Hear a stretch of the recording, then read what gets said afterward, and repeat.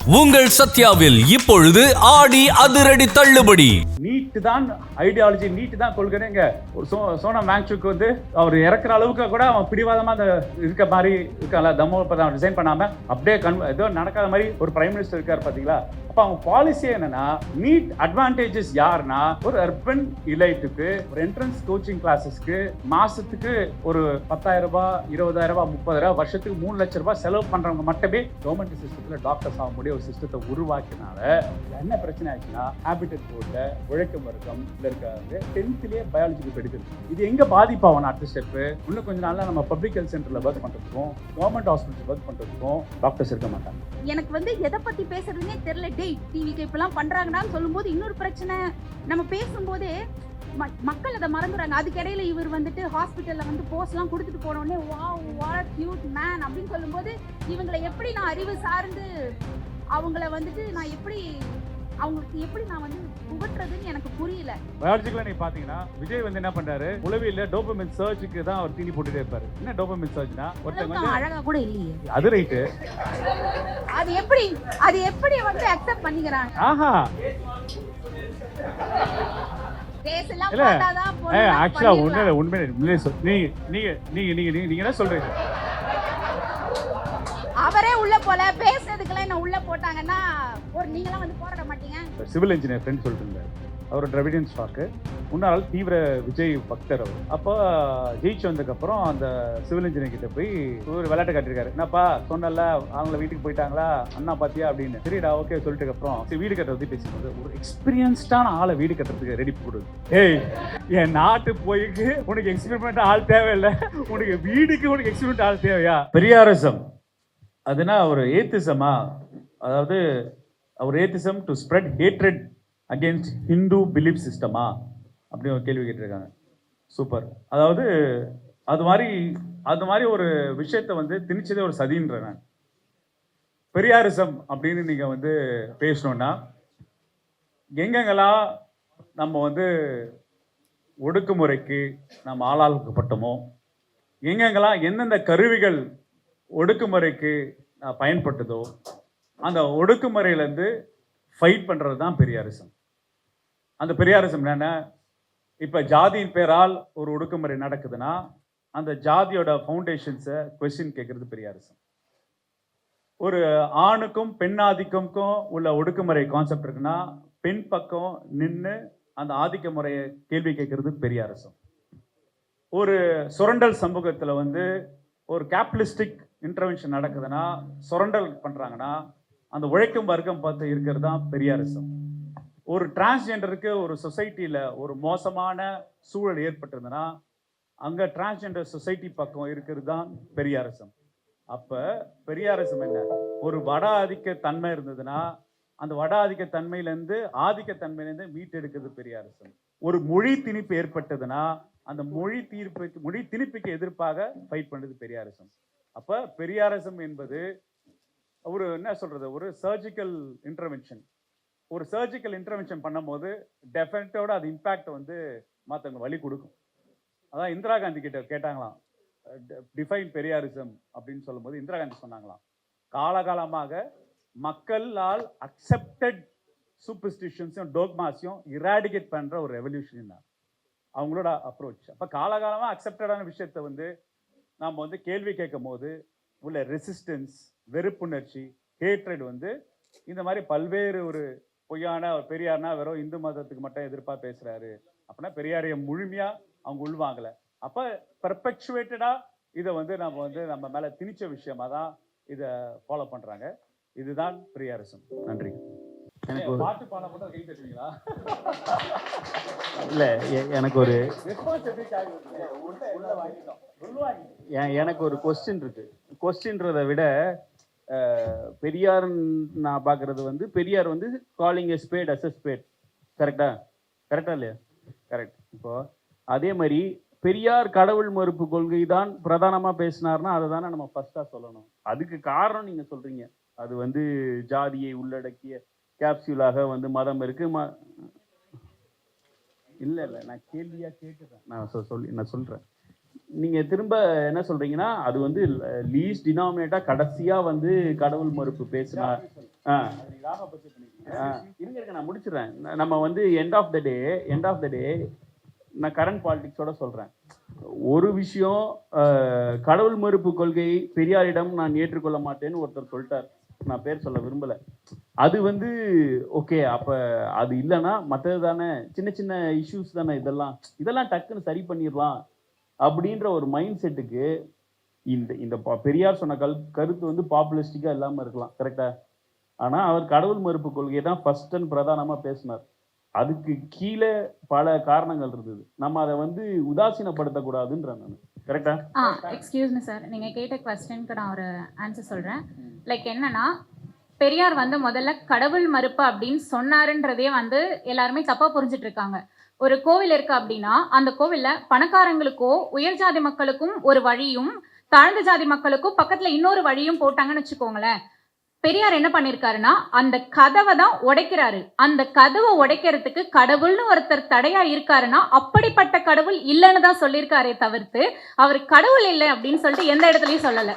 இல்ல கடவுள் இல்லவே இல்லைன்னு அவர் ஸ்டாச்சு கடவுள் இல்லவே இல்லை, அதாவது அப்படிப்பட்ட கடவுள் தான் இல்லைன்னு சொன்னாரே தவிர்த்து பெரியாருக்கு எதிராக நான் சொல்லல. நீங்க சொல்ல வரதான் நான் புரிஞ்சுக்கணும். எப்படி புரிஞ்சுக்கணும் அப்படின்னா, நான் என்ன சொல்ல வரேன், பெரியார் இந்த கோயிலுக்குள்ள பட்டியல் சமூக மக்களையும் அலோவ் பண்ணணும், அர்ச்சர் ஆக்கணும், அதெல்லாம் பெரியார் சொன்னது இன்டரிம் சொல்யூஷன்.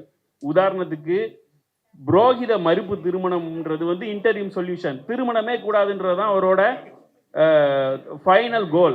அதே மாதிரி கடவுள் மறுப்பு தான் அவரோட final goal and first goal. நீங்க வந்து கோயிலுக்கு போகிறது இன்டரிம் சொல்யூஷன். கடவுளே இருக்கக்கூடாது, ஜாதி மதமே இருக்கக்கூடாதுன்னு தான் அவரோட ஃபைனல் கோல். நீங்க பெரியார் அந்த சர்க்கம்ஸ்டன்ஸ்க்கு அவர் எடுக்கிற நிலைப்பாடை வந்து இதுதான் பெரியாரிசம். கடவுள் மறுப்புன்னு அவர் பேசவே இல்லைன்றத, கடவுள் பெரியார் மறுப்பு, பெரியார்னா கடவுள் மறுப்பு பேசுறாருன்னா எல்லாத்துக்குமே தெரியுமே. அவரை பிடிக்கிறது, அவர் பெரியார் இல்ல பெரியாரை பிடிக்காதவங்க பெரியார் கடவுள் மறுப்பு பேசினாருன்னு பிடிக்கல, அவர் ஜாதி மறுப்பு பேசினாருன்னு தான் பிடிக்கல. ஆக்சுவலா வந்து நீங்க கேட்டது கரெக்ட் தான். என்னன்னா அவர் கடவுள் இல்ல அப்படின்னு இதுக்கு முன்னாடி ஒரு கேள்வி வந்துச்சு பாத்தீங்களா, ஜாதி அழிக்க முடியுமா அப்படின்னு சொல்லிட்டு. இந்த மாதிரி எல்லாம் கேள்விகள் வந்து எங்கிருந்து பிறந்துச்சு, சத்திரியன் இங்க இருந்து பிறந்தாரு, சூத்திரன் இங்க இருந்து பிறந்தான்னு ஒரு வரலாறு சொல்றாங்க பாத்தீங்களா. அப்போ கடவுள்னு ஒருத்தர் இருந்தாதானடா இந்த சிஸ்டம் எல்லாம் இருக்கும். கடவுளே இல்லைன்னு சொல்றேன், அப்போ இந்த சிஸ்டம் எல்லாம் ஆட்டோமேட்டிக்கா பிரேக் ஆகும்ல. அவரோட இன்டென்ஷன் வந்து கடவுளை எதிர்க்கிறது கிடையாது. இந்த சிஸ்டம் எல்லாம் பிரேக் பண்ணணும்னா அதுக்கு ஆரிஜின் எங்க இருக்கு, கோவில் அப்படின்ற ஒரு விஷயத்துல இருந்து தானே ஆரம்பிக்குது. சோ அந்த ஆரிஜினையே நம்ம பிரேக் பண்ணிட்டா இந்த விஷயம் எல்லாம் இருக்காதுன்றது தான் அவரோட இன்டென்ஷன். அதான் மேடம் நானும் சொல்றேன், நான் பூன்னு சொல்றேன், நீங்க புஷ்பம்ன்றீங்க.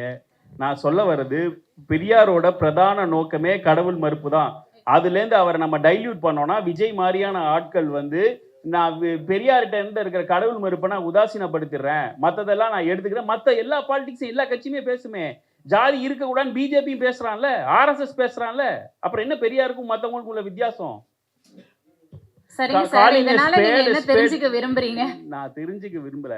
நான் வந்து நீங்க டைல்யூட் பண்ணாதீங்க பெரியாரன்னு சொல்றேன். பெரியாரை பிடிக்கிறவங்களுக்கும் பெரியார் கடவுள் மறுப்பு பேசுறாருன்னு தெரியும். அவங்களும் சாமி கும்பிடுறவங்களும் பாதி பேர் இருக்காங்க. பெரியாரிடம் இருந்து கடவுள் மறுப்பை அப்புறப்படுத்தினால் பெரியார் வந்து basically that's not my question. அந்த क्वेश्चन கேட்டவங்களுக்கு நீங்க இந்த பதில சொல்லணும்னு நினைக்கிறேன். வந்து அண்ணன் சொன்னதுக்கு ஒரு எக்ஸ்டெண்டடா ஏதாவது சொல்றேன் நான். அவர் சொல்ல வேண்டிய ரொம்ப குழப்பிக்க சொல்றேன். ரொம்ப சிம்பிளா இருக்காரு. பெரியார் ஐடியாலஜி இருக்குன்னு நான் ஃபாலோ பண்றேன், பெரியாரை நான் ஃபாலோ பண்றேன்னு சொல்லிட்டு ஒரு பாரடாக்ஸிக்கான ப்ரெசன்டேஷன் பண்ணக்கூடாது அப்படின்னு அவர் பர்செப்ஷன். ஸோ அப்போ நீங்கள் பெரியாரை நீங்கள் வந்து பல்வேறு நீங்கள் டிசெக்ட் பண்ணிக்கலாம், பல்வேறு இன்ஸ்பிரேஷன் ட்ரா பண்ணிக்கலாம், பல்வேறு நான் வரிசைப்படுத்தினேன் பல்வேறு. ஃபார் எக்ஸாம்பிள் நான் வந்து ஸ்டேட் ஃபெடரலிசம்காக நான் ஃபைட் பண்ணுறேன்னா நான் பெரியாரை ஒரு ஆங்கிள்லேருந்து அங்கே எடுத்துக்கலாம், இந்தி மொழி திணிப்புக்காக பெரிய ஒரு ஆங்கிள் எடுத்துக்கலாம், சமூக நீதி போராட்டத்துக்காக பெரியார் ஒரு ஆங்கிள் எடுத்துக்கலாம், இடஒதுக்கீடு போராட்டத்துக்காக நான் வந்து பெரியாரை எடுத்துக்கலாம்.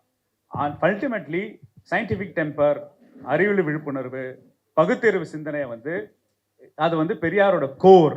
அந்த பெரியாரோட கோரை வந்து சஸ்டெயின் பண்ணுறத ஃபாலோ அப்போ வந்து இப்போ இருக்கிற ஜென்ரேஷன் கிட்ட இன்னும் வெளிப்படையாகவே பேசலாம். இப்போ நான் பார்த்த வரைக்கும் நம்ம புது ஜென்ரேஷன் கிட்ட அறிவியல் விழிப்புணர்வோ சயின்டிஃபிக் டெம்பரோ சூப்பர்ஸ்டிஷனாக போகக்கூடாதுன்னா இன்னும் நீங்கள் ஸ்ட்ராங்காக வந்து பகுத்தறிவு கருத்துக்களை இங்கே இருக்க ஜென்ரேஷனுக்கும் எளிதாக பேசலாம். ஏன்னா அறிவியல் படிக்கிறாங்க, சயின்ஸ் படிக்கிறாங்க, ஆனால் சயின்டிஃபிக் டெம்பர் இருக்கா? உண்மையிலே நீங்கள் கேட்டிங்கன்னா என்னோட டாக்டர்ஸ் கொலீக்ஸே சொல்கிறேனே, நான் டாக்டர் மெடிசன் 19 சயின்ஸ் சப்ஜெக்ட்ஸ் படிக்கிறேன், at end of the day I to be rational atheist. நான் சயின்ஸ் படிக்கும் போதோ மாலிகுலர் ஜெனடிக்ஸ் பண்ணும் போதோ நான் ஏத்திஸ்டாக இருக்க முடியும். ஆனால் என்ன வருமானத்துக்கு மட்டும் நான் வந்து டாக்டர் தொழில் பண்ணிட்டு என்னோட சயின்டிஃபிக் டெம்பர் என் வாழ்க்கையில் அப்ளை பண்ணலன்னா அங்கே ஒரு சுயநலதம் இருக்கா? அது அறிவியல் விபச்சாரம் தானே பண்ணிட்டு இருக்காங்க end of the day. So Vijay ஏன் கோட் பண்ணுறாருன்னா, பொலிட்டிக்கலாக நீங்கள் ஒரு பெர்செப்ஷன் வரும்போது நான் எல்லா வகையான ஃப்ளெக்சிபிலிட்டியும் பண்ணிக்கிட்டு பெரியாரை வந்து ஒரு என்ன சொல்றது, ஒரு நேம் வைஸ் நாமினல் வைஸ் மட்டும் பயன்படுத்துறது தான் ஒரு கொஸ்டின் பண்றாரு நான் நினைக்கிறேன். கரெக்டா? செகண்ட் கேள்வியா நீ பண்றீங்களா? நீங்க பேசும்போது தாழ்ந்த ஜாதின்னு சொன்னீங்க, தாழ்த்தப்பட்ட அப்படிங்கிற வார்த்தையை பயன்படுத்துங்க. இந்த ஒரு வார்த்தையே போதும், இவங்க எல்லாம் இப்படிதான் அப்படின்ட்டு போயிட்டே இருப்பாங்க. அதுக்காக தான் பல பேர் காத்துக்கிட்டு இருக்காங்க. அதுதான் மைக்க வாங்கினா வேற ஒன்றும் இல்லை. இல்லை, இப்போ அந்த வார்த்தை ஏற்றுக்கொள்ளத்தக்க வார்த்தையாக தான் இருக்கா சட்டப்பேரவையில்? இது தாழ்ந்தங்க, தாழ்த்தப்பட்ட அது எனக்கு தெரியல. ஆனா பார்லிமெண்ட்ல டேஷ்ங்கிறது இருக்கு, இது இருக்கா இல்லைன்னு எனக்கு தெரியல. ஒரு சட்டமன்றத்தை போயிட்டு ஒரு ஆள் உட்காந்துருக்காங்க கூட பாரபட்சம் இல்லாம நன்றி சொல்ல நிறைய காரணம் இருக்கு. நான் ஒரு பாட்டு பாடி நன்றி சொல்றேன், பாட்டு பாடும்போது சொல்றேன். ரைட், அடுத்த நெக்ஸ்ட் இந்த இஷ்யூ ரிலேட்டட், இந்த கொஸ்டின் ரிலேட்டட் எனக்கு என்னன்னா, ஆக்சுவலி பெரியார் வந்து ஜஸ்ட் ஒரு கடவுள் மறுப்புன்னு சொல்லி ரொம்ப சின்ன வட்டத்தில் வச்சுக்கிறோமோன்னு எனக்கு தோணுது. கடவுளுங்கிற ஒரு மேட்ரே இல்லைன்னு தான் எனக்கு தோணுது. ஏன்னா அவர் வந்து எப்பயுமே வந்து எங்கே வந்து அடக்குமுறை இருக்கோ அதை எதிர்த்து பேசுகிறவர் தான் வந்து அதை தான் பேசணும், அதை தான் அவர் சொல்லியிருக்காரு. இதே வந்து ஒரு பிராமணன் வந்து அதாவது தாழ்த்தப்பட்ட ஜாதியினரை வந்து இவ்வளோ கேவலமாக நடத்துனாங்க, அதை வந்து அப்படியே ரிவர்ஸாக தாழ்த்தப்பட்ட ஜாதிகள் வந்து பிராமணனை பண்ணியிருந்தாருன்னா அவர் தாழ்த்தப்பட்ட ஜாதிகள் அப்படின்னு சொல்கிற அந்த ஜாதியை தான் அவர் வந்து இது பண்ணியிருப்பார். So he was basically against operation. கடவுளாக இருந்தாலும் சரி, கடவுளுக்கு மேலே ஏதாவது ஒன்று இருந்தாலும் சரி, எதாக இருந்தாலும் சரி. ஸோ அதனால் திருப்பி இந்த கடவுள் மறுப்பை விட்டுட்டு நம்ம அதை பற்றி பேசலாம். இல்லை, பேசிக்காக அவர் என்ன சொல்கிறேன்னா, நீங்கள் அது குறுகிய பார்வையில் பார்க்காதீங்கன்னாரு, இவர் அப்ரோச் அது பரந்த பார்வையில் பாருங்க அப்படின்னு பார்க்குறது தான். ஏன்னா நம்ம வந்து என்ன பண்ணுறோம், குறுகிய பார்க்குறோம், நம்மளோட கம்ஃபர்ட் சொன்னது. நான் வந்து பெரியாரிஸ்ட்டுன்னு நான் சொல்லும் போது, நான் பெரியாரிஸ்ட், நான் முழுமையான பெரியாரிஸ்டாக இருக்க முடியாது. ஏன் பெரியாரிஸ்ட்? என்னோட கம்ஃபர்ட் ஜோன் அளவுக்கு வரைக்கும் நான் ஓகே. இடைஞ்சல்காரர் அவர். எனக்கு என்ன இடைஞ்சல் வருதுன்னா, நான் ஒரு இக்கட்டான சூழல்ல என்னோட தனி மடந்த வேண்டுதல் அப்படின்னு ஒரு கான்செப்ட் இருக்குல்ல, ஒரு பயமான சூழல், குடும்பத்தில் ஒரு குழந்தைக்கு உடம்பு சரியில்லை, அப்போ என்னோட லோ பாயிண்ட்டுக்கு போகிறேன், அப்போ எனக்கு ஏதாவது ஒரு தேடல் அப்படின்னு இருக்கும்போது அங்கே பெரியார் எனக்கு இடைஞ்சலாக இருக்கார். கரெக்டா இல்லையா? அப்போ எனக்கு அது கம்ஃபர்ட் ஜோன் ஆகிடுது. கரெக்டா இல்லையா? நான் வந்து மொழி அரசியல் பேசுவேன், மொழி பாதுகாப்பு பேசுவேன், ஆனால் ஜாதியை நான் பண்பாடாக பார்க்குறேன். அங்கே பெரியார் அங்கே அவருக்கு இடைஞ்சலாக இருக்கார் இல்லையா?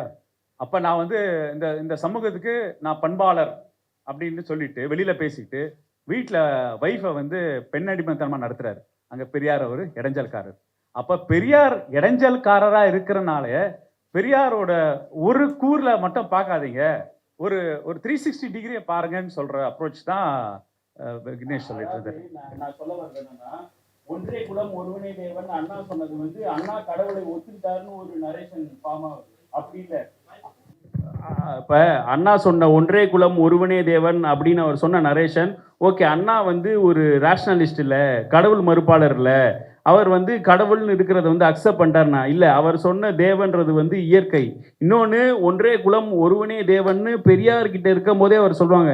இப்போ எல்லாரும் என்ன சொல்லுவாங்கன்னா, அண்ணா வந்து எலக்டோரலாக உள்ளே வந்தோடனே அது ஒரு காம்ப்ரமைஸ் அப்படின்றவாங்க. அப்படி நான் சொல்ல வரல. லட்சிய முரசிலே அதுக்கு பெரியார் முன்னுரை எழுதியிருக்காரு. பெரியாராவே போய் சேர்க்கணுன்றா நான் சொல்றேனே தவிர, பெரியார் கசப்பு மருந்து தான், அவருக்கு நம்ம ஸ்வீட்டா அவர் கடவுள் மறுப்புனா சொல்லியிருக்காரு, அதை மட்டும் மைனஸ் பண்ணிட்டு நீ உள்ள மாத்திரையை சாப்பிட்டா உனக்கு கியூர் ஆயிரும் அப்படின்னா சொல்ல முழுசாவே கொடுப்போம். கஷ்டப்படும், அது கஷ்டமா தான் இருக்கும், ஆனா நாட்டுக்கு நல்லதா இருக்கும். அது கஷ்டம், அது கொஞ்சம் அதை மட்டும் மறந்துடுவோம். அப்படி எந்த அளவுக்கு நாட்டுக்கு நல்லது இருந்ததுன்னா, ஒருத்தர் வந்து முருகை யாத்திரைன்னு வேல் கொண்டு போனவர் இன்னைக்கு மதத்தை வீட்டில் வச்சுட்டு வாங்கன்னு சொல்ற அளவுக்கு போயிட்டாரா இல்லையா? கரெக்டா இல்லையா? நடந்ததா இல்லையா? அது ஆப்பர்ச்சுனிசம் இல்லையா? அவர் ரொம்ப கம்ஃபர்டபுளா எந்த அளவுக்கு மிலிட்டண்டா இருந்தாருன்னா, முருகர் யாத்திரை வந்து வேல் வச்சுட்டு ஊரா சுத்திட்டு இருந்தார். ஞாபகம் இல்லையா? இன்னைக்கு வந்து மைக்கை பிடிச்ச அண்ணா சொல்லுங்கண்ணா, என்ன கேட்டா அண்ணா வீட்டில் விட்டு வந்துருங்கண்ணான்றார். ஸோ அங்கே பெரியார் இருக்கிறாருன்ற. அப்போ பெரியார் வந்து மனசு இருக்காரு. அப்போ விக்னேஷ் சொல்றது, நீங்க சொல்றதும் இங்க சொல்றது, தொழில் சொல்றதும் என்னன்னா, you give as it is. அது நம்ம கொடுக்கணும் அவசியம் இல்லை. பெரியார் அவர் அரசியல் பண்ணிட்டு தான் இருக்க போறாரு. நான் ஒரு புத்தக கண்காட்சியிலையும் அதிகமான விற்பனையாவது பெரியார் புத்தகங்கள்லாம் விற்பனை ஆகிட்டு இருக்கும்போது இன்னும் பல ஜென்ரேஷன் அதோட ஃபெல்ட் நீடை வந்து தேவைப்பட்டுட்டே இருக்கும் இந்த சொசைட்டிக்கு. NEET issue, what did DMK did அப்படின்னு ஒரு கேள்வி கேட்குறாங்க. அதை நான் ஆன்சர் பண்ணுமா?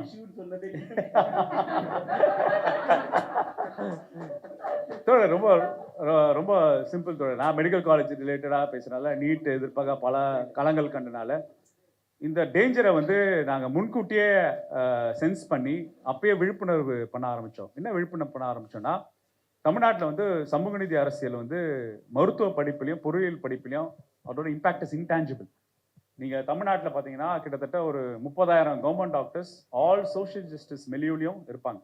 சோஷியல் ஜஸ்டிஸ் மில்லியூலையும் இருப்பாங்கன்னா I can challenge rest of state or I can challenge rest of the world.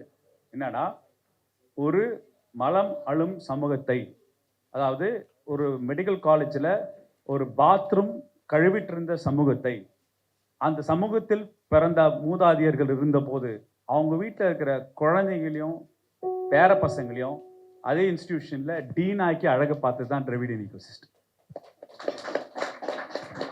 அப்போ முத்தமிழ் கலைஞரோட உள்ளுஒதுக்கீடு கொடுக்கும் போது 3% உள்ளுஒதுக்கீடு கொடுக்கும்போது இந்த இம்பேக்ட் எப்படி பார்த்தோன்னா, நீங்கள் பார்த்தீங்கன்னா ஜிஹெச்னா கவர்மெண்ட் ஜெனரல் ஹாஸ்பிட்டல் தான், யூஜிபிஜி எம்எம்சியில் தான்.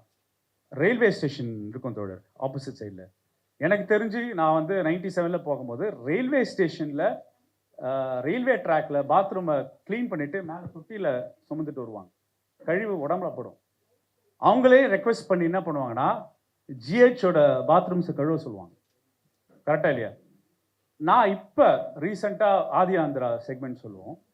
அவங்க தான் நமக்கு இவங்க ஆதி ஆந்திரா தமிழர் இல்லைன்னு சொல்கிற ஒரு குரூப்லாம் சுற்றி இருக்கவங்க செருப்படி கொடுக்குறதா சொல்கிறேன். மலத்தை கழுவுனவங்க அவங்கள நீ உதாசனப்படுத்தி இந்த இடஒதுக்கீடை கொச்சப்படுத்தி பேசுகிறவங்க பற்றி கேட்குறேன்.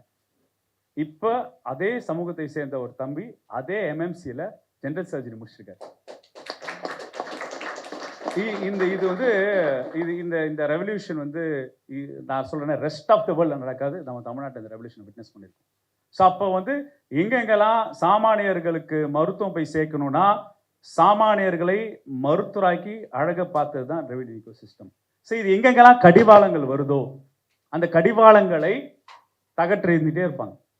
ஃபர்ஸ்ட்டு சமஸ்கிருதம் இருந்தால் தான் மெடிக்கல் காலேஜ் சொன்னானுங்க, அது அந்த கடிவாளத்தை தூக்கி போட்டோம் ஜஸ்டிஸ் பார்ட்டி காலத்தில். அப்புறம் இடஒதுக்கீடு அரசியலமைப்பு சட்டம் வந்தப்போ இடஒதுக்கீடு ரத்துன்னானுங்க, அதுக்கு பெரியார் கலாம் அமைச்சார். ஃபர்ஸ்ட் கான்ஸ்டியூஷன் அமெண்ட்மெண்ட் கொடுத்து இந்தியா முழுக்க ரிசர்வேஷன் வந்து செக்யூர் பண்ணோமா இல்லையா? அதுவும் மெடிக்கல் காலேஜ் கேஸ் தான்.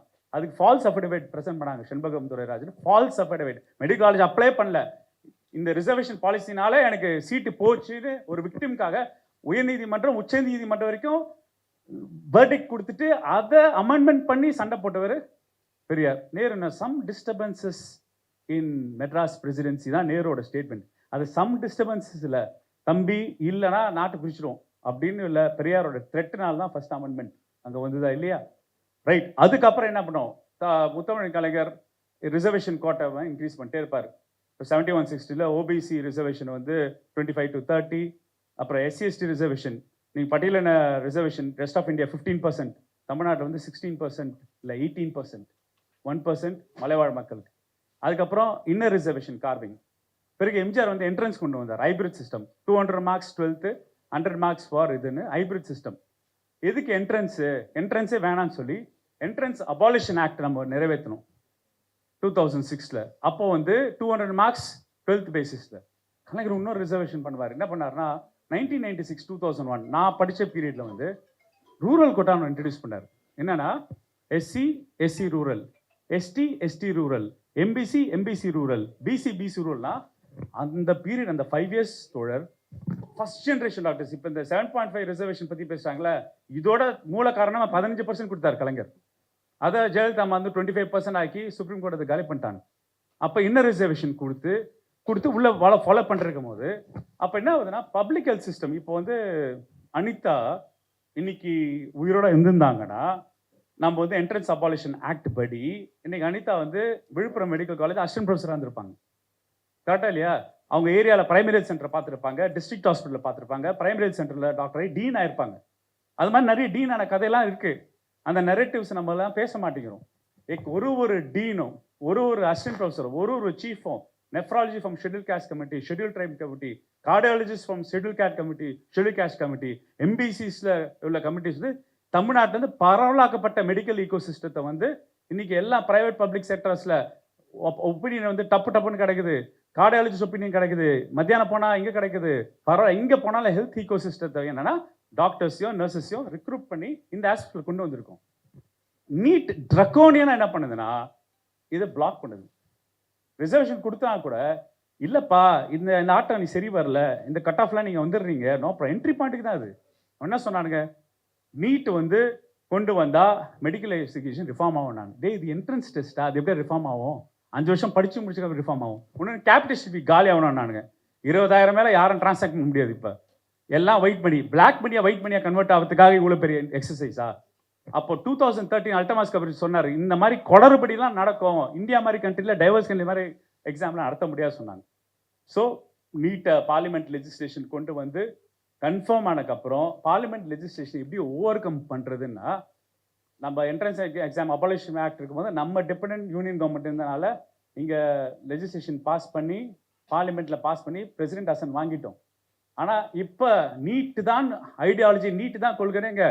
ஒரு சோனம் வாங்சுக்கு வந்து அவர் இறக்குற அளவுக்கு கூட அவன் பிடிவாதமாக அந்த இருக்க மாதிரி இருக்கான்ல, தம்மோ இப்போ அவன் ரிசைன் பண்ணாமல் அப்படியே ஏதோ நடக்காத மாதிரி ஒரு பிரைம் மினிஸ்டர் இருக்கார் பார்த்தீங்களா? அப்போ அவங்க பாலிசியே என்னன்னா, நீட் அட்வான்டேஜஸ் யாருன்னா ஒரு அர்பன் இலைட்டுக்கு ஒரு என்ட்ரன்ஸ் கோச்சிங் கிளாஸஸ்க்கு மாதத்துக்கு ஒரு 10,000 ரூபாய், 20,000 ரூபாய், 30,000 வருஷத்துக்கு 3 லட்ச ரூபாய் செலவு பண்ணுறவங்க மட்டுமே கவர்மெண்ட் சிஸ்டத்தில் டாக்டர்ஸ் ஆக முடிய ஒரு சிஸ்டத்தை உருவாக்கினால என்ன பிரச்சனை ஆயிடுச்சுன்னா, ஹேபிட்டட் போர்டில் உழைக்கும் வர்க்கம்ல இருக்கிறவங்க 10th பயாலஜி குரூப் எடுக்கிறது. இது எங்கே பாதிப்பாகணும்? அடுத்த ஸ்டெப்பு இன்னும் கொஞ்சம் நாளில் நம்ம பப்ளிக் ஹெல்த் சென்டரில் ஒர்க் பண்ணுறதுக்கும் கவர்மெண்ட் ஹாஸ்பிட்டல்ஸ் ஒர்க் பண்ணுறதுக்கும் டாக்டர்ஸ் இருக்க மாட்டாங்க. டெர்ஷியரி கேர் இன்ஸ்டியூட்ஸில் சர்ஜன்ஸ் இருக்க மாட்டாங்க. இப்பயே டெஃபிசிட் ஆகிட்டு வருது. ஏன்னா நான் வந்து டியூஷன், நான் வந்து கோச்சிங் கிளாஸ் பண்ணி தான் உள்ளே வந்தேன்னு நினைக்கிறவங்களுக்கு எப்படி நான் ஃபினான்ஷியலாக இதை ரெனிமிரேட் பண்ணணும்னு நினைப்பாங்க. கரெக்டாக இல்லையா? அப்போ அந்த மாதிரி ஒரு ட்ரக்கோனியஸ் சிஸ்டம் வரும்போது நாங்கள் என்ன பண்ணோம்னா, பவருக்கு வந்ததுக்கப்புறம் இதை ஓவர் கம் பண்ணுறதுக்கு ஏகராஜன் கமிட்டி ஒன்று அமைச்சு, ஏகராஜன் நீதியரசர் கமிட்டி ஒரு 88,000 பேர்கிட்ட வந்து இன்புட்ஸ் கேட்டு ஒரு ஸ்ட்ராங்கான ஒரு ஆக்ட் கொண்டு வந்தோம். அதாவது ஓகே பாஸ், நீ நீட் ரெஸ்ட் ஆஃப் இந்தியா வச்சுக்கோ, கவர்மெண்ட்டில் ரன் பண்ணுற state medical colleges 34 state medical colleges இருக்குது, இந்த ஸ்டேட் மெடிக்கல் காலேஜஸ்க்கு என்ட்ரன்ஸ் எங்களுக்கு வேண்டாம், நாங்கள் 12th அடிப்படையில் கொண்டு வரோன்னு ஸ்டேட் ஒரு லெஜிஸ்லேஷன் அனுப்பிச்சு கவர்னர் ஊர்கா போட்டுட்டு இருந்தார். கவர்னர் மண்டல நுங்குன்னு கூட்டினோம். திருப்பியும் அவர் ரீசன் பண்ணார். திருப்பியும் கவர்னர் கூப்பிட்டு, இப்போ இருக்க மாதிரி கவர்னருக்கு நாங்கள் சிகப்பு கம்பளம் ரெட் கார்பெட்லாம் வைக்கல, தலையில் நங்குன்னு கொட்டி திருப்பியும் நாங்கள் வந்து திருப்பியும் ரீசன் பண்ணோடனே governor no other option sent it to the president. President கிட்ட போனதுக்கப்புறம் 3 லெட்டர் வந்ததுப்பா. Home department of the union government, health and family welfare department, அதுக்கப்புறம் ஆயுஷ் மினிஸ்ட்ரி. ஹோம் டிபார்ட்மெண்ட் தான் காமெடியாக இருக்குது. நீங்கள் நீட்டுக்காக நீங்கள் கொண்டு வந்த லெஜிஸ்லேஷன் இந்திய இறையாண்மைக்கு எதிர்ப்பானதுன்னு அனுப்புகிறாங்க. 12th வச்சு எங்கள் பசங்களை வந்து ஏழை எளிய மக்கள் வந்து எளிதாக எங்களோட ஸ்டேட் மெடிக்கல் காலேஜஸில் என்டர் பண்ணுற வைக்கிறதுக்கு நாங்கள் ஒரு நீட்டு தளர்வு கேட்டால் நீ என்ன ரிப்ளை பண்ணுற யூனியன் கவர்மெண்ட்டில், இந்திய இறையாண்மைக்கு எதிர்ப்பானது. Pretty shocked. என்னடா ஹோம் மினிஸ்ட்ரியிலேருந்து ஒரு சர்க்குலரு இந்தியன் இன்டெகிரேஷனுக்கு அகேன்ஸ்ட் ஆனதா எங்களை லெஜிஸ்லேஷன் அளவுக்கு போனாலும் நாங்கள் விடல. திருப்பியும் பிரசிடென்ட் ரிஜெக்ட் பண்ணாங்கன்னு சொல்லி திருப்பியும் போட்டு கோர்ட்டில் நிலுவையில் இருக்குது. பொலிட்டிக்கலாக பார்த்தீங்கன்னா, if you have a coalition government in the centre, BJP அல்லாத ஒரு நான் பிஜேபியான அமைப்பு முறை இருந்ததுன்னா கூட ஃபைட் பண்ணி நெகோஷியேட் பண்ணி கொண்டு வரலாம். ஆனால் என்னை பொறுத்த வரைக்கும் நம்ம முடிஞ்சுக்கிட்டு சக்ஸஸ் ஸ்டோரியை இருக்கும். மற்ற ஸ்டேட் இப்போ தான் உணர ஆரம்பிக்கிறாங்க. பேப்பர் லீக்ஸ் எல்லாரும் பேசுகிறானுங்க, திருப்பி எக்ஸாம் ரெஃபர்மேஷன் பற்றியே பேசிட்டு இருக்காங்க. தவிர இப்போ தான் சில அறிவாளிகள் இதை படிக்கிற இன்டெலெக்சுவல்ஸ் இப்போ தான் முடியுது 12th எக்ஸாமே பெட்டர் போல இருக்குது. 12th அதாவது ப்ராக்டிகல்ஸ் இருக்குது, ஃபிசிக்ஸு கெமிஸ்ட்ரி பயாலஜி டீச்சரை மதிச்சுட்டு இருந்தாங்க, ப்ராக்டிக்கல் எக்ஸாம் மதிச்சுட்டு இருந்தாங்க, கன்செப்ஷன் ரீடிங் வரமாட்டேங்குதுன்னு இப்போ தான் அந்த நீட்டுக்காக ஆதரவு பேசின வாய்கள்லாம் இப்போ தான் எழுத ஆரம்பிக்கிறாங்க. என்ன எழுத ஆரம்பிக்கிறாங்க, டே இதுவாடா அவங்க டக்கு, இதை தாண்டா நாங்கள் வந்து இவ்வளோ வருஷம் போராடிட்டு இருக்கோம். இப்போ சொல்கிறாங்க, ஆமாம்மா 12ஆம் வகுப்பு படிப்படியில் ஒரு ஹைபிரிட் சிஸ்டம் வேணும். டே இது எம்ஜிஆர் முன்னாடியே ஹைபிரிட் சிஸ்டம்னு வச்சு முடிச்சுட்டாராங்க தமிழ்நாட்டில்னு. ஸோ இப்போ நீதிமன்றங்கள் வந்து அதில் வந்து ஈகோயிஸ்டிக் கேட்டாங்க. ஏன்னா அல்டமாஸ் கபீரோட ஜட்ஜ்மெண்ட்டை 2013 ஜட்ஜ்மெண்ட்டை ரீகால் பண்ணி நீட்டு தான் திணிச்சவனுங்க திருப்பி ரிவர்ஸ் போனால அவன் ஈகோ இடிக்குது. எப்படியா கரெக்ட் பண்ணிட்டு வாங்கன்னு. ஆனால் இந்தியா மாதிரி ஒரு ப்ளூரிஸ்டிக் கண்ட்ரியில் இவ்வளோ பெரிய ஸ்டேட்டில் ஒரு சென்ட்ரலைஸ் எக்ஸாமினேஷன் நம்மள மாதிரி ஒரு டெமோக்ரஸியில் வாய்ப்புகள் ரொம்ப ரொம்ப கம்மி. சைனா மாதிரி கண்ட்ரிக்கு பண்ணுவானுங்க கரெக்டா, என்ன எக்ஸாம்லிங்கோ தூக்கில் போட்டுறாங்க 10 பேரை. இந்தியா மாதிரி கண்ட்ரியில் always there's an human element to it. So அப்போ வந்து டீசென்ட்ரலைஸ்ட் பண்ணாதான் இது வந்து சொல்யூஷன். அப்போ என்னோட எஜுகேஷன் சிஸ்டம், என்னோட public health system, it should be for my needs. ஒரு ஸ்டேட்மெண்ட் ஒரு கல்ச்சரில் இருக்கு. அப்போ டீசென்ட்ரலைஸ் பண்ணுங்க. முன்ன நாங்கள் ஏற்கனவே 10% 15% ஆல் இண்டியா கோட்டை கொடுத்து தான் இருந்தோம். 85% தான் தகராறு. அப்போ யாரோட வன்மம் இது? உங்க அப்பா அம்மா மாட்டு கொட்டாயில இருந்தாங்க, நீ வந்து என்னை தொட்டு நீ மருத்துவம் பார்க்குறியா? இந்த வன்மம் சுப்ரீம் கோர்ட்ல இருக்குது, இந்த வன்மம் அரசாங்க அதிகார வர்க்கத்தில் இருக்கு, யூனியன் கவர்மெண்ட்ல. இந்த வன்மத்துக்கு அகைன்ஸ்டா நம்ம ஃபைட் பண்ணிட்டே இருக்கோம். அதுல ஒரே ஒரு கொஸ்டின் டாக்டர். நீங்க சொன்னீங்க கவர்னருக்கு அனுப்பிச்சோம், கவர்னர் வந்து திருப்பி அனுப்பிச்சாரு, நம்ம திரும்ப அனுப்பிச்சோம், அதுக்கப்புறம் பிரசிடென்ட்டுக்கு அனுப்பி அதை ரிஜெக்ட் பண்ணாங்க அப்படின்றத சொன்னீங்க. இப்போ இன்றைக்கு அமைந்திருக்கக்கூடிய இந்த புதிய சூழல்ல ஒரு புதிய கருத்தாக்கத்தையும் முன்வைக்கிறாங்க. ஒருவேளை திமுக வந்தே மாதரத்தை பாடியிருந்தால், ஒருவேளை திமுக தேசிய கீதத்தை பாடியிருந்தால் கவர்னர் எல்லாத்துக்கும் கையெழுத்து போட்டிருப்பாரு. திமுக தான் தேவையில்லாம கவர்னருடைய ஈகோவை டீஸ் பண்ணிக்கிட்டே இருந்தது, அதனாலதான் கவர்னர் கையெழுத்து போடலன்னு சில பத்திரிகையாளர்கள், சில அரசியல் விமர்சகர்கள் என்கிட்ட இல்லையே பொதுவெளியில பேசுறாங்களே, டிவி டிபேட்ஸ்ல பேசுறாங்க, சோசியல் எழுதுறாங்க. அந்த கருத்தை எப்படி பாக்குறீங்க நீங்க? அதெல்லாம் அக்செப்ட் பண்ணிருந்தா மாணவர்கள் நலனுக்கு வந்து நிறைய விஷயங்கள் ஆளுநர் கொடுத்திருப்பாரு. முதல்ல அதெல்லாம் அக்செப்ட் பண்ணிருந்தா நாங்க திமுக காரர்கள் இல்ல தோழர். திமுக காரனா திமுக சில அடிப்படை இருக்கு. நீங்க பாக்குற திமுக கவுன்சிலர் திமுக, இந்த இந்த கீழ் லெவல்ல இருக்க அடிமட்ட திமுக இருக்கிற 2-3 நிர்வாகிகள், சில எல்லா அரசியல் கட்சி உள்ள சில என்டிட்டிஸ், சில கேரக்டர்ஸ் வச்சு நீங்க திமுக ஜெனரலைஸ் பண்றாங்க. உங்க க்ரௌடுக்கு கண்டிஷன்ஸ் அப்ளை சொல்றேன் நான். ஸோ ஏடா உன்னல ஏடா திமுக ஓட் போடலடா, அவன் கார் என்னை இடிச்சிருச்சு அதனால திமுக ஓட் போட மாட்டேன்னு சொல்ற கான்செப்ட்லாம் இருக்கு. அது மாதிரி உள்ள விஷயத்துப்படி நான் திமுக காரனுக்குன்னு இல்லை திமுகக்குன்னு சில ideals we have been strongly ingrained. எங்களுக்கு வந்து ஃபெடரலிசம், ஸ்டேட் ரைட்ஸு, மாநில உரிமைகள், தமிழ் உணர்வுலாம் எங்களுக்கு சென்சிட்டிவ் பாயிண்ட்ஸ். அந்த சென்சிட்டிவ் பாயிண்ட்ஸ் தான் தமிழ்நாடோட அரசியலாக இருந்தது. நான் பாஸ்ட் டென்ஸ் ஏன் போட்டேன்னா, தமிழ்நாடு என்ன அரசியல் பேசும் அப்படின்னு ஒருத்தன் கேள்வி கேட்டா, மற்ற ஸ்டேட்லேருந்து ஒருத்தர் யாரோ அவங்க நண்பரை கேட்டிங்கன்னா, டே guys you speak for social justice அப்படின்னு சொல்லியிருக்காங்க. தமிழ்நாடு என்ன அரசியல் பேசும்? ஏ காய்ஸ் நீ ஸ்டேட் ரைட்ஸ் பேசுறீங்க, ஃபெடரலிசம் பேசுறீங்க, சூப்பர் அப்படின்றீங்க. தமிழ்நாடு என்ன அரசியல் பேசும்? மத சார்பின்மைக்கு உங்க ஸ்டேட் தான்ப்பா அப்படின்னு பெருமையா பேசிட்டு இருந்தோம். இப்போ என்ன பண்ணா அதை நார்மலைஸ் பண்றாங்க. அப்ப நான் என்ன நார்மலைஸ் பண்றாங்கன்னா, என்ன நார்மலைஸ், டே தம்பி ஒரு பக்கத்துல ஒரு பவர் கல்யாண் ஆக்டர் சொல்றாரு, சே தப்பு பண்ணிட்டப்பா, வெறும் போஸ்டர் பேன் அடிச்சே பவருக்கு வந்துட்டாங்கப்பா. பவன் கல்யாண் சொல்றாரு. பக்கத்துல டிகே சொல்றாரு, திமுக தான் போயிடுச்சு, இனிமேல் மேகாதாத்து கண்டுபிடிச்சிருவோம், டேமை கட்டிடுவோன்னு யாரு அங்க சொல்றாரு. அதோட நேத்து பீக்கு அந்த கேரளா ஒரு ஆக்டர் நவியானா வச்சு காலி பண்ணா பாருங்க. டிஸ்கா நான் ஸ்டேட் ஃபெடரலிசம், மத சார்பின்மை, மொழி பாதுகாப்பு சொல்லுவாங்க. அசால்ட்டா சோஃபா முன்னாடி உட்காந்துருக்கும் போது இன்னும் பெருங்காலத்தில் நான் சிஎம் ஆவேன், நீங்க சாரி கட்டி உட்காந்துருப்பீங்கன்னு நம்ம கலாய்க்கிற அளவுக்கு வந்துட்டாரு. அப்போ இதுதான் நார்மலைசேஷன். இந்த நார்மலைசேஷன் என்னன்னா, பாஸ் நீங்க எது சண்டை செஞ்சீங்களோ ரொம்ப மிலிட்டண்டா இருக்கீங்க, இதெல்லாம் விட்டு பிடிங்க, இது நார்மலைஸ் ஆக்குங்கன்னு நம்ம நார்மலைஸ் ஆக்குற ப்ராசஸ் வேலையை உங்ககிட்ட இருக்க ஃப்ரெண்ட்ஸ் சொல்லியிருக்காங்க. இல்ல ஃப்ரெண்ட்ஸ் இல்ல, நான் வந்து வெளிப்படையா என்னால நேம் சொல்ல முடியும், ஆனா நான் அந்த பத்திரிகையாளர் நேம் கால் பண்ண விரும்பல. சன் நியூஸ் டிபேட்ல தான் ஒரு மூத்த பத்திரிகையாளர் என்கிட்ட சொன்னாங்க. நம்ம ஜெனரேஷன் கிட்டங்க, do we need that normalisation? நமக்கு அந்த நார்மலைசேஷன் தேவையா? நம்ம கஷ்டப்பட்டு காலகாலமா சண்டை போட்டு நம்ம வந்து மொழியை பாதுகாத்துருக்கோம், தமிழ் மொழியை பாதுகாத்துட்டு இருக்கோம், இந்தி திணிப்புல ப்ரொடெக்ட் பண்ணியிருக்கோம், மற்ற ஸ்டேட்டுக்கு எக்ஸாம்பிள்ஸ் வந்திருக்கோம். நம்ம வந்து மாநில சுயாட்சின்ற வார்த்தையை வந்து இன்னைக்கு இந்தியாவோட கான்ஸ்டியூஷன் ஃப்ரேம்வொர்க்ல உருவாக்கி 2 கமிட்டி போட்டு அமைச்சிருக்கோம். We stood for certain strong principles. அப்போ அந்த ஸ்ட்ராங் பிரின்சிபல்ஸ்னால தான் நீங்கள் வந்து கொஞ்சம் கோஆர்டினேட்டட் ஆக்ஷன் போங்க, ஒருங்கிணைந்து போங்க அப்படின்னு. எந்த ஒருங்கிணைப்பு இல்லாதான் 11.5% growth ரேட் காட்டியிருக்கோம். எந்த ஒருங்கிணைப்பினால் தான் maximum number of exported industries leading காட்டிருக்கோம். எந்த ஒருங்கிணைப்பினால் தான் இன்னைக்கு அதிகமான இன்வெஸ்ட்மெண்ட் கம்பெனிஸ் வந்து நம்ம தமிழ்நாட்டை இன்வெஸ்ட் பண்ண வச்சிருப்போம். எந்த வகையான கோஆபரேஷன் இல்லாம தான் டே நீ கொடுத்தா கூடுறா, எங்களுக்கு கொள்கை தானே முக்கியம் சொல்லி நாங்கள் எஜுகேஷன் சிஸ்டத்தை ரீமேப் பண்ணியிருக்கோம். இல்லை, இதில் கூடுதலாக நீங்கள் திமுகவினுடைய விழுமியங்கள் அப்படின்னு குறிப்பிட்டீங்க. திமுகவின் விழுமியங்கள் தான் தமிழ்நாட்டின் விழுமியமா இருக்கணுமா? அது ஏன்?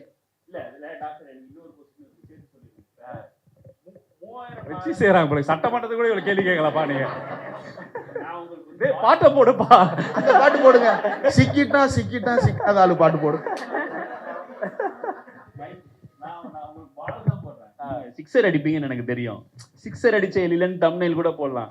நான் என்ன சொல்றேன், ஒரு 4000 5000 மாணவர்களோட வாழ்க்கை பிரச்சனையா மத்தவங்க பாக்குறாங்க. கரெக்டா? நீட் விஷயத்த திமுக அதை எப்படி பாக்குதுன்னா, இந்த 5000 மாணவர்களும் 50,000 பேருக்கு வந்து வாழ்நாள் முழுக்க மருத்துவம் பார்ப்பாங்க அப்படின்ற ஒரு பெர்ஸ்பெக்டிவ். இன்னொரு பெர்ஸ்பெக்டிவ் பண்றேன். நம்மளால தமிழ்நாட்டோட பப்ளிக் ஹெல்த் சிஸ்டத்தை வந்து டிக்ளைன் பண்ற விஷயமா பாக்குறேன் நான். அதான் திமுகவோட பார்வை அப்படி இருக்கு. இப்போ மற்றவங்களுக்கு என்னன்னா, என்ன வருஷத்துக்கு ஒரு 3000 4000 டாக்டர்ஸை வந்து இது பண்றதுக்கு நீட் எழுதுனா என்ன, எழுதுறனா என்னன்ற காமன் பெர்ஸ்பெக்டிவை பெரியார், அண்ணா, அம்பேத்கர் அந்த விஷன்ல பார்த்தனால தான் இந்த இன்னும் சொல்ல போனா நீட் ஃபர்ஸ்ட் வந்து நம்ம தான் வந்து இஷ்யூவை பேஸ் பண்ணோம். இந்த இதை நார்மலைஸ் பண்ணது இப்போ தாவேகாவோட ஆட்கள் பண்றாங்க. இதுக்கு முன்னாடி மைனர் அப்புறம் இந்திரானா வந்து ஆசிரியர்கிட்ட ஒரு இன்டர்வியூ எடுத்துருப்பாங்க. அது என்ன சேனல்? டேக் லெஃப்ட்ல முன்னாள் சுகாதாரத்துறை அமைச்சர் டாக்டராக இருந்தவர், நம்ம நீட்டுக்கு ஒத்துக்கிட்டா இன்னும் எக்ஸ்ட்ரா 5000 சீட்டு வந்துடும். சி நீ அவன் உள்ள போறான். ஏங்க அவருக்கு தான் அடைமொழி இருக்குல்ல, அந்த அடைமொழி சொல்ல வேண்டியதானே? என்னங்க கேவா? நான் குட்கா நினைச்சேன் கேன்னு. அப்ப வந்து என்ன சொல்றாருன்னா, நம்ம காம்ப்ரமைஸ் ஆயிருப்போம், இணக்கமா போவோம். இந்திரா கிட்ட சொன்னார்ல, மிலிட்டண்டா இல்லாம நம்ம காம்ப்ரமைஸா போயிருந்தா அது வந்து இணக்கமா இருந்தா இன்னும் 3000 சீட் அதிகமா வரும். அப்ப ஆசிரியர் வந்து டேக் பண்ணிடுறாரு, 30,000 சீட் வந்தாலும் நீட் வேண்டாம் அப்படின்னு.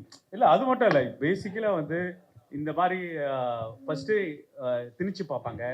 அப்புறம் செகண்ட் வந்து அப்படியே கோசியாக பேசி பார்ப்பாங்க, டெம்ப் பண்ணுவாங்க. அப்புறம் பவர் வச்சு, பவர் செக்டரில் இருக்கீங்களே அந்த பவருக்கான இன்ஸ்டிடியூஷன்ஸை வந்து உங்களை பயமுறுத்தி பார்ப்பாங்க. இது பல்வேறு இன்னல்கள் ஒரு பொலிட்டிக்கல் பார்ட்டிக்கு தான் செய்யும். அதுக்கு பல்வேறு இன்ஸ்ட்ருமெண்ட்ஸ் வச்சுருப்பாங்க யூனியன் கவர்மெண்ட். நீங்கள் பேச்சை கேட்கலையா, ஒன்று தட்டி கேட்குறியா, இல்லை அடித்து கேட்குறியா, இல்லை ஜெயிலில் போட்டு கேட்குறியான்னு எல்லாத்தையும் வித்ஸ்டாண்ட் பண்ணலாம். Electoral politics may come and go. But ஆனால் இதுக்காக நம்ம ஸ்டாண்டை வந்து நம்ம டைல்யூட் பண்ணனா, அதான் சொன்னேன், திமுகவே இருக்காதுன்னு. we are standing for certain principles and we are standing strong in those principles. நீங்கள் வந்து எப்போ நான் அந்த விஷயத்தில் நான் டைல்யூட் ஆகிறணும், எப்போ அந்த விஷயத்தை டைல்யூட் ஆகணும்னா ஐ திங்க் அதோட எக்ஸிஸ்டன்ஸோட நெசசரி இல்லாமல் போய்டுன்றேன். அதனால தான் இன்னைக்கு பார்த்தீங்கன்னா ஆஃப்டர் அட்வென்ட் ஆஃப் டிவிக்கு விஜய் வந்ததுக்கப்புறம் 10 வருஷம் ஆப்போசிஷன் உட்காருவோம். இப்போ கூட நாங்கள் வந்து சண்டை செய்வோம், ஒன்றும் பிரச்சனை கிடையாது. அதிமுக எப்படி இருக்கு? இப்போ அதிமுக நீங்கள் சொன்ன அதே டைலூஷனுக்காக பேசின விஜயபாஸ்கர் இப்போ எங்கே இருக்காரு? புரியா சொல்லுது. ஸோ வி ஸ்டாண்ட், அந்த அதுதான் எங்களோட ஸ்டாண்டிங் இம்ப்ரிண்ட் சென்ட் பாயிண்ட்ன்றேன். நம்ம சொல்லி போலாம். வணக்கம் சார். ஆக்சுவலாக இந்த கொஸ்டின் வந்து கொஞ்சம் நீட்டுக்காக தான், நீட் பற்றினது தான்.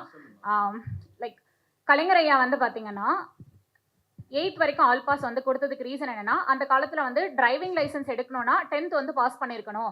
அட்லீஸ்ட் ஒரு 8ஆம் வகுப்பு வரைக்குமாவது நம்ம ஆல் பாஸ் போட்டுட்டோம்னா இவ்வளோ தூரம் வந்துட்டோமே, இன்னும் 2 வருஷம் தானே அப்படின்னு சொல்லி 10th படிச்சிருவாங்க. ஏதாவது அந்த இடத்துல வந்து 10ஆம் கிளாஸ் படிச்சாதான் டிரைவிங் லைசன்ஸ் அப்படின்ற ஒரு விஷயத்தை எதிர்க்காம பிள்ளைங்களை வந்து கொண்டு வரதுக்கு என்ன பண்ணலாம் அப்படின்ற மாதிரியான ஒரு யோசிச்சு அப்படி வந்து ஒரு முடிவு எடுத்தாரு. நீட்னு ஒரு விஷயம் கொண்டு வந்துட்டாங்க. எல்லாருமே வந்து நீட் எதிர்ப்புன்னு ஒரு விஷயம் பேசிட்டு இருக்காங்க. அதுக்கான ஏன் எதிர்க்கிறோன்ற காரணத்தையும் நீங்க சொல்லிட்டீங்க. நம்ம ஏன் நீட்டை எதிர்க்காம நீட்ல இருக்கக்கூடிய முறைகேடுகள், அதாவது அவங்க ஒரு நார்ம்ஸ் எல்லாம் போட்டிருக்காங்கல்ல, அந்த நார்ம்ஸை சரி செஞ்சு ஏன்னா எய்ம்ஸ்ல அவங்க என்ட்ரன்ஸ் எக்ஸாம் வைக்கிறாங்க. நீட்டுக்கு முன்னாடியே எய்ம்ஸ்ல என்ட்ரன்ஸ் எக்ஸாம் இருக்கு, ஜிப்மர்ல என்ட்ரன்ஸ் எக்ஸாம் இருக்கு. ஈவன் எத்தனையோ வருஷமா நம்ம பசங்க வந்து கேட் மேட் இது எல்லாமே கிராக் பண்ணி ஜஸ்ட் ஒரு MBA படிக்கணும்னா கூட டான்செட்டை வந்து கிராக் பண்ணி தான் போறாங்க. ஏன் நீட்டை நம்ம மாணவர்களால கிராக் பண்ண முடியாதான்? ரூரல்ல இருக்கிற மாணவர்களுக்கு நீட்டை கிராக் பண்ற அளவுக்கு அவங்கள குவாலிஃபைடா நம்மளால உருவாக்க முடியாதா? நம்ம ஏன் நீட்டை எதிர்க்கணும்? நீட்ல இருக்கக்கூடிய முறைகேடுகளை தவிர்த்து நம்ம மாணவர்களை நம்ம தரமாக்கிட்டா நம்ம எதுக்கு அவங்கள வந்து கேள்வி கேட்கணும்? ஏன் நம்மளால முடியாதா? நான் ஒரு பாக்ஸிங் ரிங் செட் பண்றேமா. அந்த பாக்ஸிங் ரிங்ல வந்து இந்த பாக்ஸிங் ரிங் தான் உன்னோட மேட்ச்னு சொல்லி இந்த பாக்ஸிங் உருவாக்குனாங்க. ஸோ அந்த பாக்ஸிங்கில் நம்ம பசங்களை வந்து ட்ரெயின் பண்ணி அடி பாக்ஸிங் ட்ரெயின் பண்ணிடுறோம்.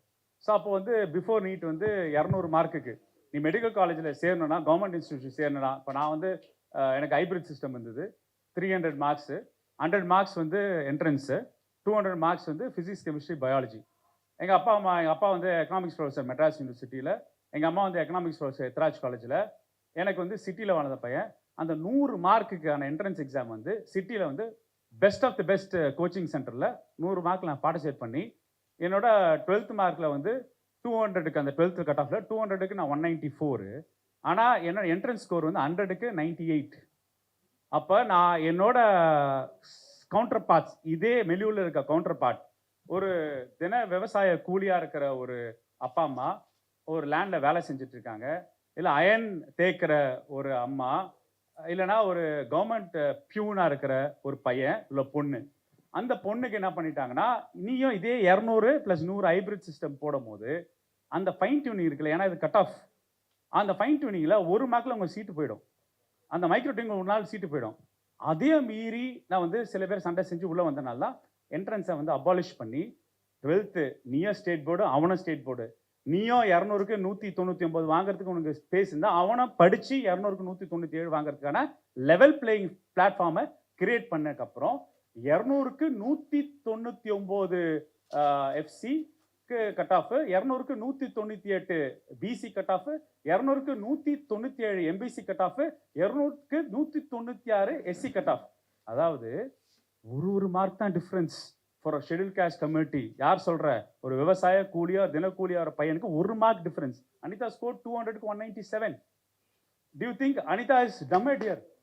Her total score for 12th is 1200க்கு 11. அனிதா ஒரு எக்ஸாம்பிளா சொல்றேன். அப்ப என்ன பண்றானுங்க, பாக்ஸிங் நீ ரெடி ஆயிட்ட, இப்ப பாக்ஸிங் மேட்ச் கிடையாது, வா கராத்தேக்கு வான்ற, நீ கராத்தேக்கு அடாப்ட் ஆகுன்ற. அப்போ கராத்தேக்கு நீ வந்து செட் பண்ணி காலகாலமாக நீ ஒரு ஸ்ட்ரக்சர் வச்சுருந்தா அதுக்கு நான் அடாப்ட் ஆனதுக்கப்புறம் நீ இப்போ கராத்தே ஃபார்மேட்டுக்கு வான்னு சொன்னால், அந்த கராத்தே ஃபார்மேட் எப்படி இருக்குன்னா, தம்பிகளா 12th கான்செப்டே கிடையாது, 6 to 12th ஸ்டாண்டர்ட் நீ ஸ்கூல் படிப்பே உனக்கு தேவை கிடையாது. நீ ஒரு NEET coaching கிளாஸஸில் 1 year 2 years 3rd year 3 வருஷம் நீ நீட்டுக்காகவே நீ படிச்சுட்டு நீ வந்து 720க்கு 691 மார்க் வாங்கினாதான் நீ டாக்டர் ஆகலான்னு நீ கேம் பிளானுக்கு நீ யாரை ரெடி பண்ண சொல்கிறனாமா? விவசாய கூலியும் அயன் தேய்ச்சிட்டு இருக்கவங்களையும் ஒரு கவர்மெண்ட்ல கிரேட் 4 எம்ப்ளாயும் அதுக்கு நீங்கள் தயார்படுத்துங்கன்னு. என்னதான் நான் சிஸ்டத்தை தயார்படுத்தினாலும் ரிஃபைன் பண்ணாலும் it is a competitive exam, ரைட்டா? நான் என்ன பண்ணுறேன்னா, என்னோட ஸ்டேட் மெடிக்கல் காலேஜ் ஸ்டேட்டோட டாக்ஸ் பேஸ் மணியில் பண்ணுது, என்னோட பப்ளிக் ஹெல்த் சிஸ்டத்துக்கு நான் ஆள் எடுக்கிறேன். எய்ம்ஸை முடித்தவன் 57% வந்து அமெரிக்கா சிஸ்டத்துலையும் யூஎஸ் ஹெல்த் சிஸ்டத்துலையும் இருக்கிறா. ஆனால் தமிழ்நாடு ஹெல்த் சிஸ்டத்தில் மெடிக்கல் காலேஜ் படித்தவங்க, என்ட்ரன்ஸ் இல்லாத படித்தவங்க தமிழ்நாட்டில் கவர்மெண்ட் சிஸ்டத்துக்கு சேவை செய்கிறான். அப்போ மண்ணின் மைந்தருக்கு தான் சாமானியர்களுக்கு போய் ட்ரீட்மெண்ட் பண்ணுறதுக்கான அவனுக்கு விகர் இருக்குது. அப்போ அந்த விகரோட அவன் சோஷியல் ஜஸ்டிஸ் ப்ரோக்ராமோட என்னோட பப்ளிக் ஹெல்த் சிஸ்டத்தை ஆள் எடுக்கும் போது நான் என்னோட கவர்மெண்ட் இன்ஸ்டிடியூஷனில் ஸ்ட்ரென்தன் பண்ணுறதுக்காக ரிக்ரூட்மெண்ட் ப்ரோக்ராமை நீ தடை பண்ணி நீட்டு மாதிரி ஒன்று திணிச்சு நீ அதுக்கு தயார்பாடான்னு சொல்கிறது எவ்வளோ வன்மம், எவ்வளோ வன்மம். அப்போ நான் சொல்கிறேன், அட லூசு மண்டையனுங்களா, நீ உத்தரப்பிரதேசத்தில் ஹெல்த் ஸ்ட்ரக்சர் ரிஃபார்ம் பண்ணனா, பீகாரில் ஹெல்த் சிஸ்டத்தை ரிஃபார்ம் பண்ணனா, ஜார்க்கண்டில் ஹெல்த் சிஸ்டம் ரிஃபார்ம் பண்ணனா, தமிழ்நாடு கொடுத்த social justice model entrance abolish model adopt பண்ணுறதை விட்டுட்டு நீ all India institute of medical சயின்ஸ்லையும் ஜிப்மன்லேயும் பண்ணுற மாடலை வந்து எங்கள் மேலே வந்து திணிக்கிறியே. நீ முதல் உண்மையாகவே இந்த கவர்மெண்ட்டுக்காக வேலை செய்யறியா? நான் ஆன்டி நேஷனல்டா, நீ தான் ஆன்டி நேஷனல் சொல்கிறேன். சார் கேட்டவங்களுக்கு பதில் சொல்லிடுறேன் சார். அடுத்த போலாமா?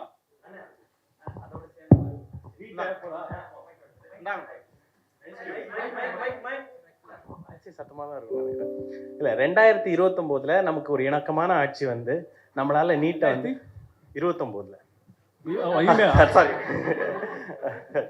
அப்போ நமக்கு ஒரு இணக்கமான ஆட்சி வந்து நம்மளால நீட்டை வந்து எடுக்க முடியும் அப்படிங்கிற ஒரு நிலை இருந்தா அப்பவும் இந்த இஷ்யூ ரிலவெண்ட்டாக இருக்குமா?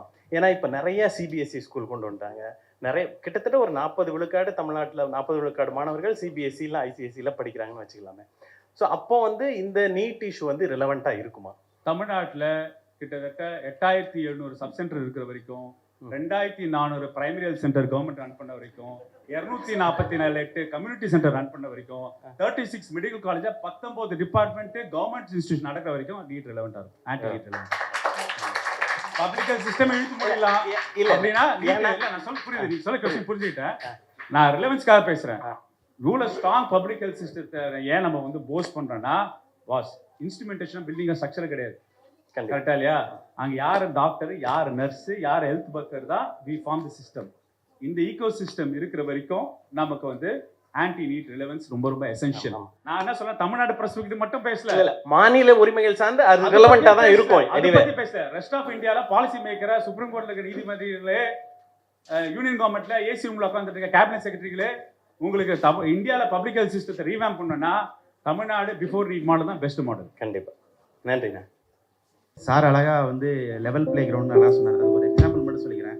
இன்கேஸ் நீட்டை வந்து பார்த்தீங்கன்னா ஒரு 3 அட்டெம்ப்ட் கொடுக்குது. இப்போ பார்த்தீங்கன்னா நான் வந்து ஒரு வெல்டிங் பண்ணுறவரோட பையன், இவங்க வந்து ஒரு கலெக்டரோட பையன், இவங்க வந்து ஒரு பணக்கார பண்ணையார் அவங்க கிட்ட சம்மந்த பையன் வச்சுங்களேன். இப்போ இந்த வருஷம் இந்த 3 பேரும் நாங்கள் நீட் கிளியர் பண்ணலை. என்னோட சூழல் என்னை வந்து அடுத்த வருஷம் வெயிட் பண்ணி படிக்க வைக்கிறதுக்கு அலோவ் பண்ணாது. நான் எங்கேயாவது ஒரு வேலைக்கு போய் ஆகணும், இல்லை மாற்று கல்வி தூக்கி நகர்ந்தே ஆகணும். ஆனால் இவங்க 2 பேருக்கும் அந்த வாய்ப்பு அடுத்த வருஷமும் கிடைக்குது. அடுத்த வருஷம் வரும்போது என்ன ஆகுதுன்னா, என்ன மாதிரி இன்னொரு வெல்டரோட பையனுக்கு கூட இவங்களும் சேர்ந்து காம்படிட் பண்ணுற மாதிரி இருக்கும். அப்போது அவங்களுக்கு அவங்க ஹெவியாக ஃபைட் பண்ணுற மாதிரி இருக்கும். இந்த சூழல் நீட்டில் இருக்குது. ஸோ அதுக்கு தான் சேர்த்து எதிர்க்கிறோன்னு எம்எல்ஏ வந்துட்டு பிரச்சனை பண்றது, இப்போ சரத் அந்த ஸ்டேடியம்ல பிரச்சனை பண்றது, இப்போ இடையில இப்போ ஸ்டேடியம் தக் லைஃப் மூவ்மெண்ட் அது. அவருக்கு தக்கு, நம்மளுக்கு நம்ம எல்லாம் நல்லவங்க, அதெல்லாம் நான் பண்ணது இல்லைனால எனக்கு தெரியல. ஸோ இந்த டிஸ்ட்ராக்ஷன், இந்த பாலிடிக்ஸை ஒரு யூத்தா எப்படி ஹேண்டில் பண்றது? ஏன்னா ஒரு விஷயத்துக்கு பேசும்போது இன்னொரு விஷயம் வருது, இன்னொரு விஷயம் பேசும்போது இன்னொரு விஷயம் வருது. இது எதுக்குமே கனெக்ஷனே இல்லை. எனக்கு வந்து எதை பத்தி பேசுறதுன்னே தெரியல. டிவிக்கு இப்பெல்லாம் பண்றாங்கடான்னு சொல்லும்போது இன்னொரு பிரச்சனை. நம்ம பேசும்போதே மக்கள் அதை மறந்துடுறாங்க. அதுக்கிடையில இவர் வந்துட்டு ஹாஸ்பிட்டல்ல வந்து போஸ்ட்லாம் கொடுத்துட்டு போனோடனே வாட் அ கியூட் மேன் அப்படின்னு சொல்லும்போது இவங்களை எப்படி நான் அறிவு சார்ந்து அவங்கள வந்துட்டு நான் அவங்களுக்கு எப்படி நான் வந்து புகட்டுறதுன்னு எனக்கு புரியல. வாய்ப்பே இல்லை. ஏன்னா பேசிக்கலி நான் எப்படி பாக்குறேன்னா, நம்மளும் பேசாம வாவ் கியூட் அப்படின்னு சொல்லிடலாம். இல்ல அது வந்து என்னன்னா டீனேஜ் லவ் கான்செப்ட் தான்.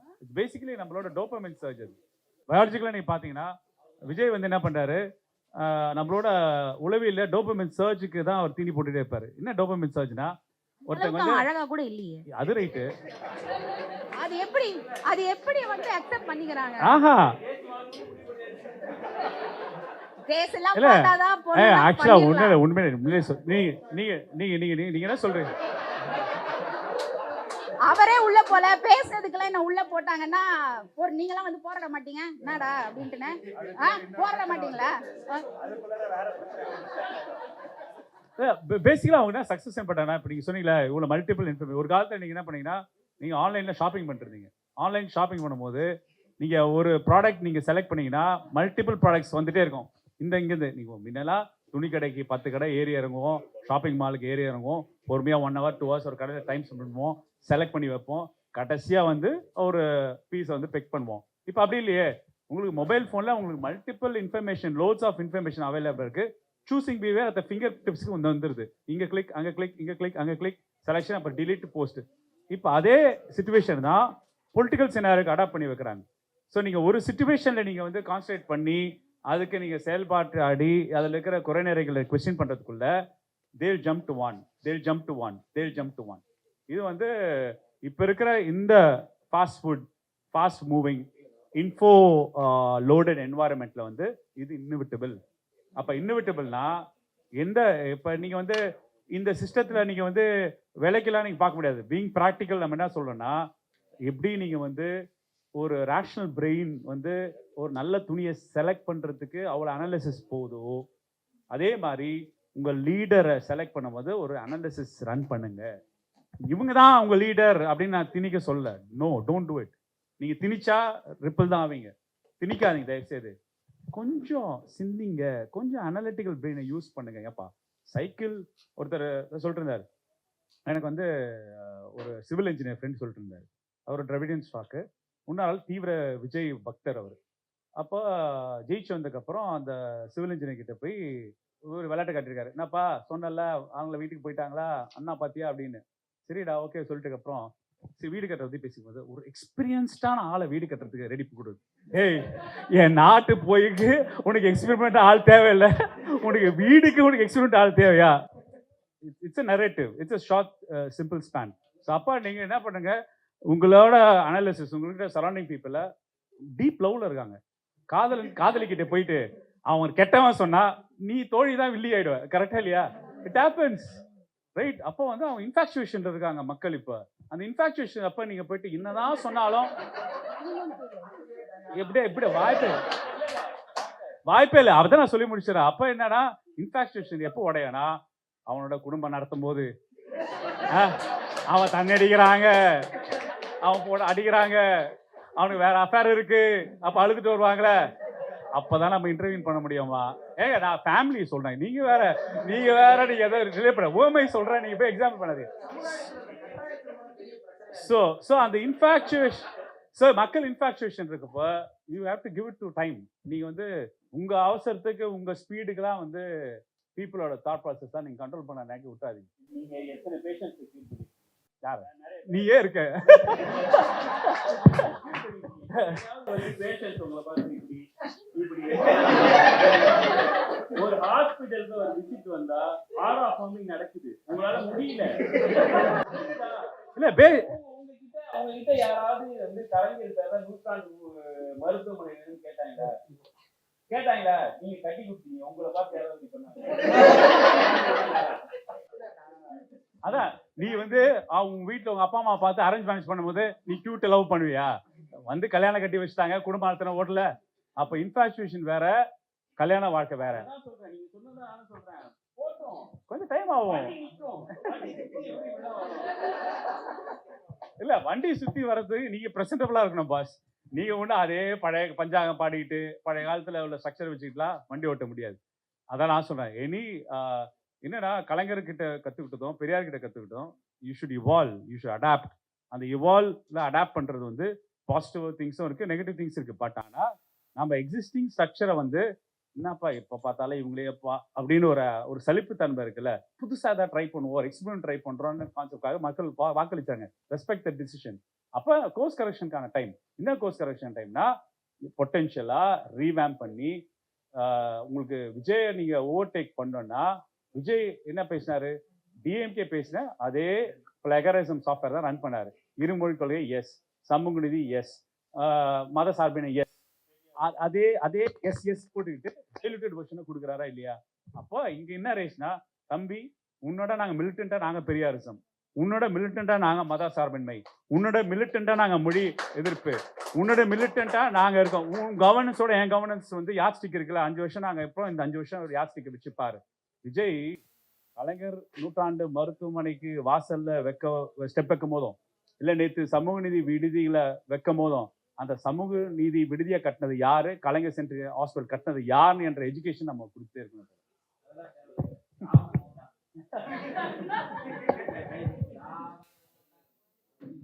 எனக்கு பேசிக்கலா எனக்கு வந்து நம்ம எம்ஜிஆர் ஹேண்டில் பண்றப்ப கலைஞர் தென்னர்ன கதைகள் உங்களுக்கு தெரியாது ரைட்டா? எம்ஜிஆர் இவர் ஜெயகாந்தன் அவரோட ஸ்டோரி தான். ஒரு அம்மா வந்து என்ன எம்ஜிஆர் ரசிகர் என்ன பண்ணுவாங்கன்னா, எம்ஜிஆரோட போஸ்டரை கிழிச்சு எம்ஜிஆர் வீட்டில் போஸ்டரோட வாழ்க்கை நடத்தின ஒரு சிறுகதை. சொல்றேன். அதே மாதிரி நீங்க என்ன பாத்தீங்கன்னா, விஜய் இவர் எம்ஜிஆர் வந்து கத்தி சண்டை போட்டார்னா 3 தடவை கத்தி கீழே வந்துச்சுன்னா இங்கிருந்து கத்தி தூக்கி போடுவாங்க. ரைட் சரியா? அப்ப ஒரு காலத்துல எம்ஜிஆரோட 1000 ஒருவன்ல ஜெயலலிதா டுவேட் பாடிட்டு இருக்கும்போது அவங்க தான் சிஎம் ஆக போறாங்க. அந்த ஜெனரேஷன் எதிர்பார்த்திருக்குமா?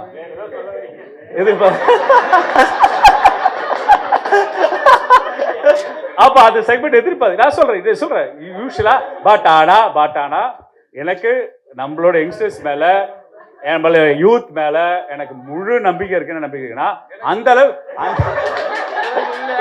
அந்த அளவுக்கு மோசமான ஜெனரேஷன் நம்ம ஜெனரேஷன் இல்லைன்னு தேர்தல் அரசியலை வென்று தோத்துட்டு வந்து சொல்றேன் நான்.